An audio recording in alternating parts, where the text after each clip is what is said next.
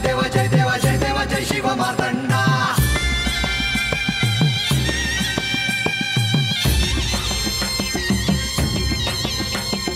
जय देव जय देव जय देव जय देव जय देव जय शिव मार्तंडा.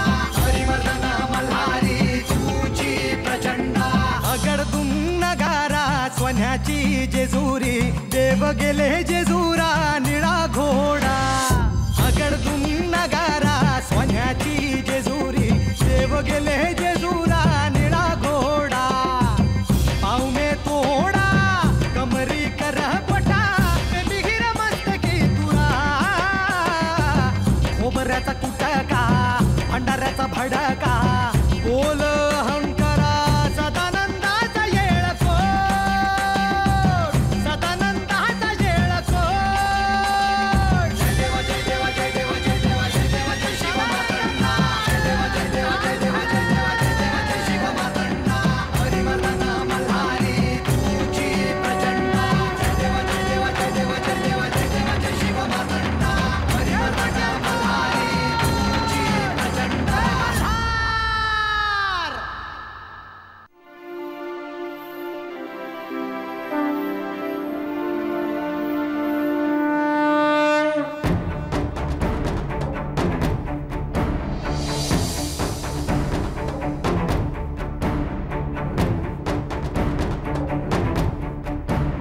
देवी,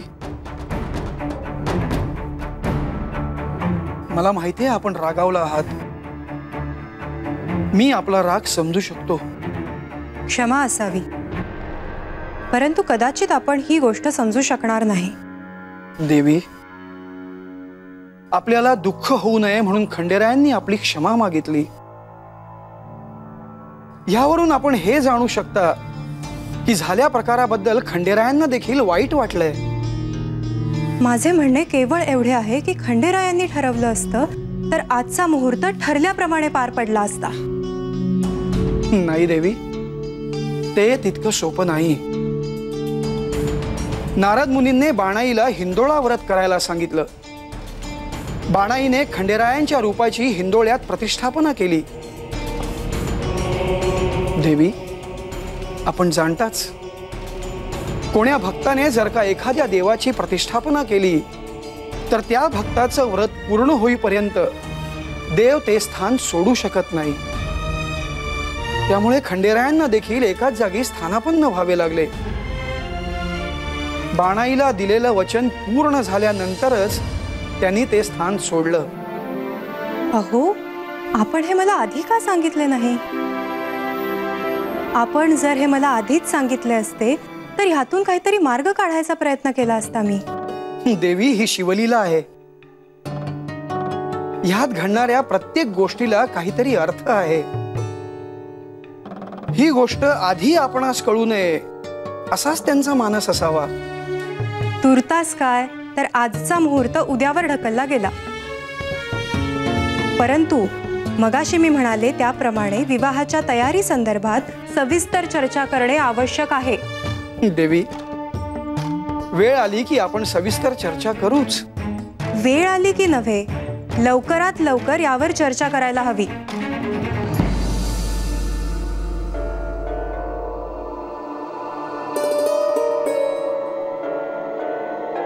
माधव शास्त्री, ह्या क्षणापासून म्हाळसाच्या विवाह संदर्भात आपण आम्हाला जे काही मार्गदर्शन कराल ते आम्ही तंतोतंत पाळू.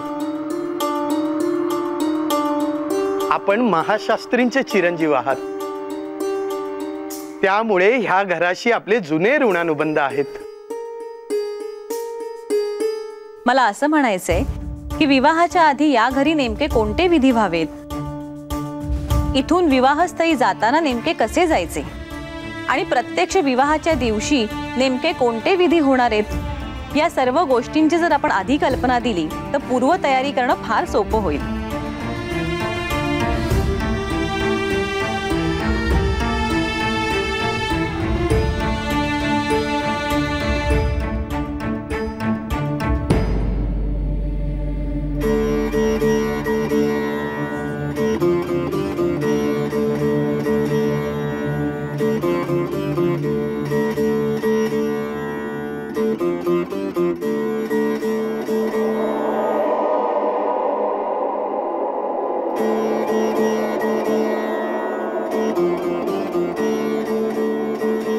श्री खंडेराय आणि चिरंजीवी सौभाग्यकांक्षिणी म्हाळसा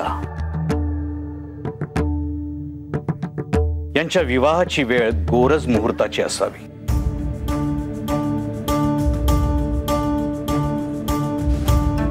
त्या क्षणी असलेली ग्रह नक्षत्रांची स्थिती विवाह कार्य निर्विघ्न पार पाडायला सहाय्य करते.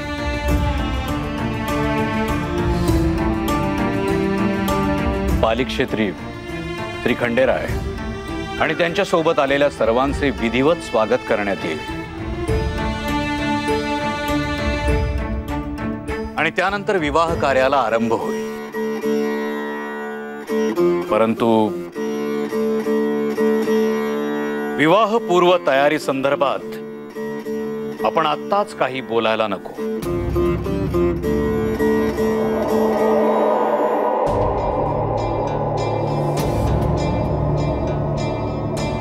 आपण असे का म्हणालात?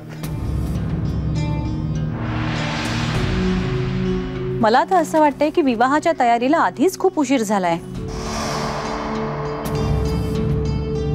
आणि आमच्या माणसाला सुद्धा विवाहाचे वेध लागलेत.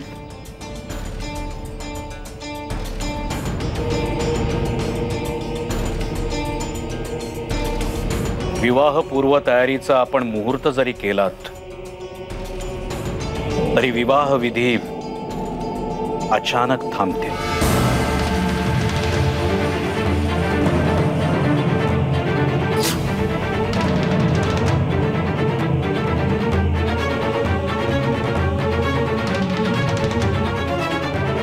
आपणच असे म्हणाला तर आम्ही काय करायचं?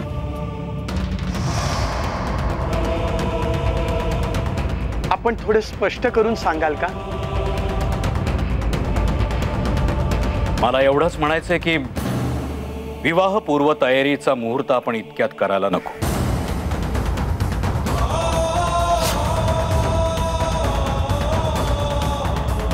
उद्या सूर्यास्तानंतर आकाशात काळे ढग जमा व्हायला सुरुवात होईल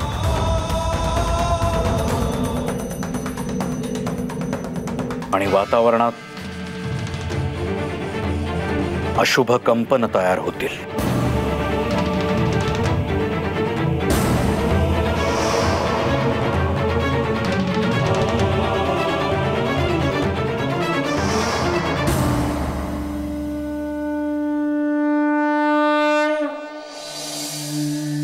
नारायण नारायण. माते, विष्णू लोकात मी आपणाला म्हणालो होतो की आता आपली पुढची भेट ही जेजुरीवर होणार. आता ही मी केवळ आपणाला भेटण्यासाठी इथे आलो आहे. होय मुनिवर, तुम्ही अगदी योग्य म्हणाला होता. परंतु जेजुरीस येऊन मला बराच कालावधी झाला आहे आणि मी तर असं ऐकलंय की आपण तर अगदी व्यस्त आहात. बानूला एका दुर्मिळ व्रताची माहिती करून दिलीत आपण. नारायण नारायण. परंतु मुनिवर, श्री खंडेरायांच्या विवाहाच्या पूर्वतयारीसाठी मी मुहूर्त ठरवला होता. या सगळ्यात तो मात्र झाला नाही. ते कसे माते? ते राहू देतो, पण आपण आज मला भेटण्याचे प्रयोजन काय? माते, सगळ्यांना आता असे वाटेल की बानूला तिच्या ध्येयापर्यंत घेऊन जातो म्हणजे मी श्री खंडेरायांच्या आयुष्यात अडचणी निर्माण करतो. पण आपण तर जाणता माते की माझा हेतू अगदी निर्मळ आहे. होय मुनिवर, परंतु आपण हे सर्वांना कसे पटवून देणार? माझ्या आराध्यानी समजून घेतले, पर्यायाने आपणही समजून घेतलेत म्हणजे झाले. म्हाळसा देवींना आपण प्रत्यक्ष भेटलात. म्हाळसा देवी श्री खंडेरायांच्या बाबतीत अतिशय आग्रही आहेत. त्यांना असे वाटते की श्री खंडेरायांवर केवळ आणि केवळ त्यांचाच अधिकार आहे. परंतु मुनिवर, म्हाळसेला ती पार्वती असल्याचे स्मरण नाही, म्हणून ती कदाचित थोडीशी आग्रही आहे. परंतु ज्या क्षणी तिला ती पार्वती असल्याचे स्मरण होईल ना, त्या क्षणी तिचा राग आग्रह नाहीसा होईल. नारायण नारायण. आता कसे बोललात? तेच तर मी म्हणतोय. त्यांना त्यांच्या मूळ स्वरूपाचे स्मरण झाले की सारे प्रश्न सुटतील. अन्यथा श्री खंडेरायांना बानू आणि म्हाळसादेवी यांच्यामुळे अतिशय कठीण प्रसंगांना सामोरे जावे लागेल. आपल्याला काय सुचवायचंय मुनिवर? आपण श्री खंडेरायांना हे पटवून द्यावे की त्यांनी म्हाळसादेवी आणि बानू यांना त्यांच्या मूळ स्वरूपाचे स्मरण करून दिले तर सारे प्रश्न सुटतील.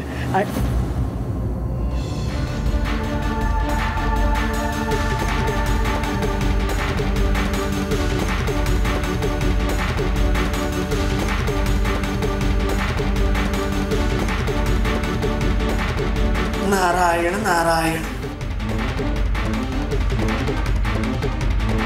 मुनिवर,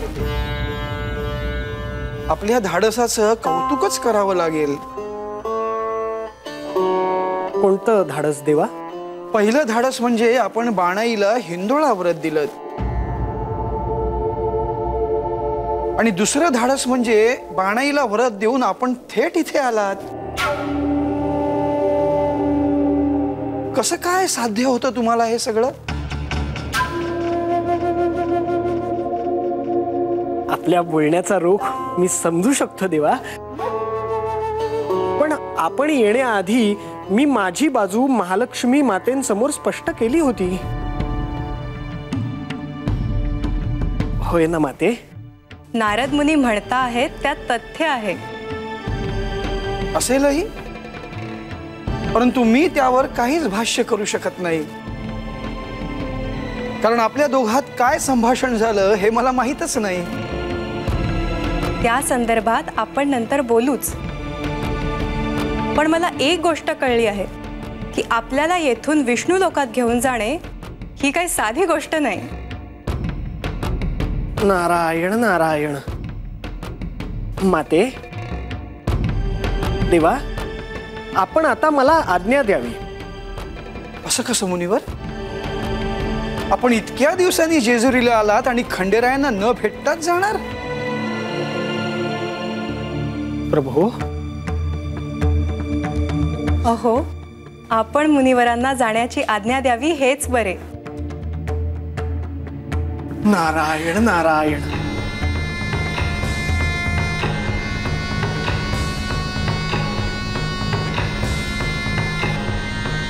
माधव शास्त्रींनी सांगितल्याप्रमाणे अशी कोणती अशुभ कंपनं वातावरणात तयार होणार आहेत?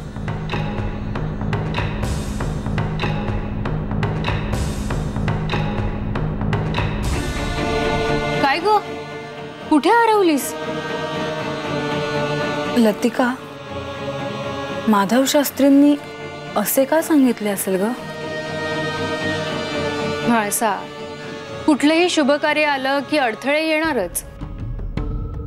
अशुभाची सावट घेऊन येतच असतं ते अशा वेळी. आणि अगं, म्हणूनच तर आपण मान्यवरांना विचारून करतो ना सारं, जेणेकरून पुढचं कार्य निर्विघ्न पार पडेल. आणि हो, तू काही काळजी करू नको, सारं काही चांगलंच होणार आहे, मला खात्री आहे याची. तुला सांगू लतिका, कधी विवाह होतोय आणि मी कधी जेजुरीला जाते असं झालंय बघ मला. हे मला चांगलंच माहितीये की तू अजूनही जेजुरीतच हरवलीयस.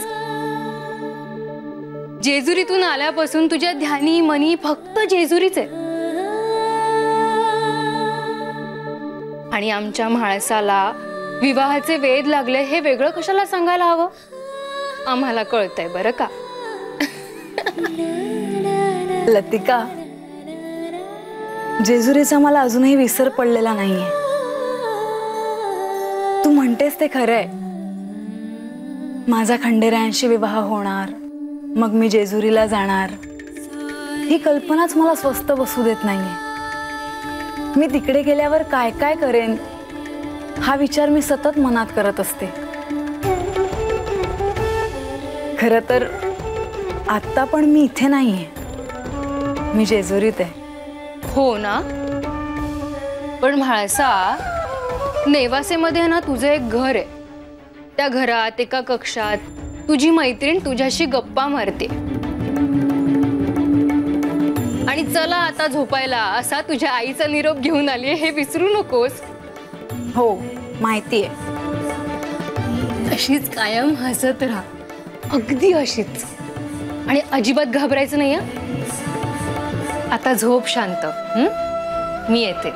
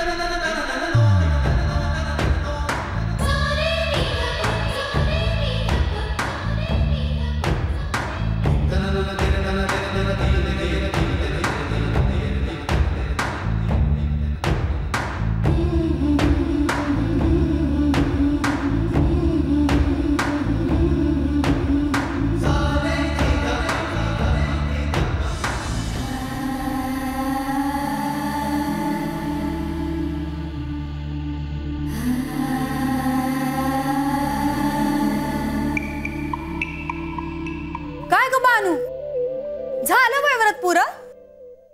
वय झालं. म्हणजे तू आलीच नाहीस ग घरला?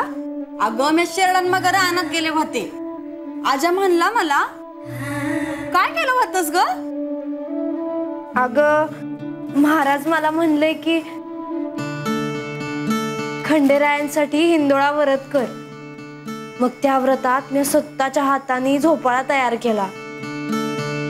पाना फुलांनी तो सजीवला. खंडेरायांचं हळदीचं शिवलिंग त्याच्यात ठेवलं आणि त्याची पूजा केली. खरं तर मला यायला पाहिजे होतं बघाया. हा राहू दे. मग काय मागितलं खंडेरायांकडं? म्हणजे तू कुणाला सांगणार नसशील तरच मी तुला सांगत. राहू दे, येते मी. अगं म्हणजे तू खरंच कुणाला सांगणार नाहीस ना? तुझा विश्वास नसेल ना तर नग सांगूस मला. म्हणजे बस.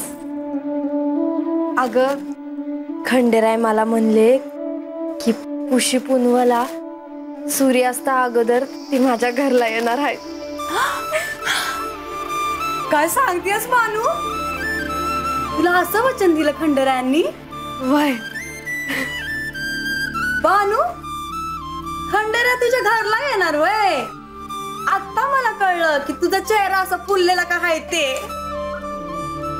अगं मी काय करून काय नाही मला काही सुचतच नाही आहे बघ. बानू, तू तर आत्ताच खंडेराय घरला आहे तशी वागतीयस बघ. म्हणजे खंडेराय आत्ता हात आले तर ग?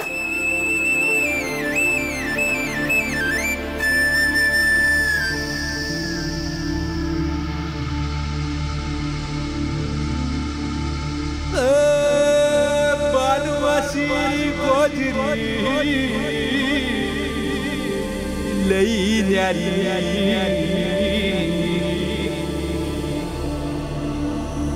कोजरी लई न्यारी.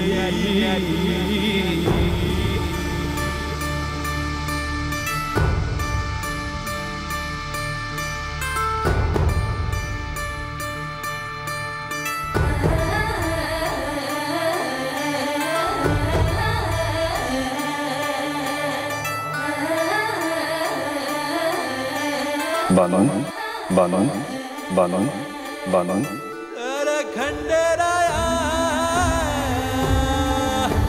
सरा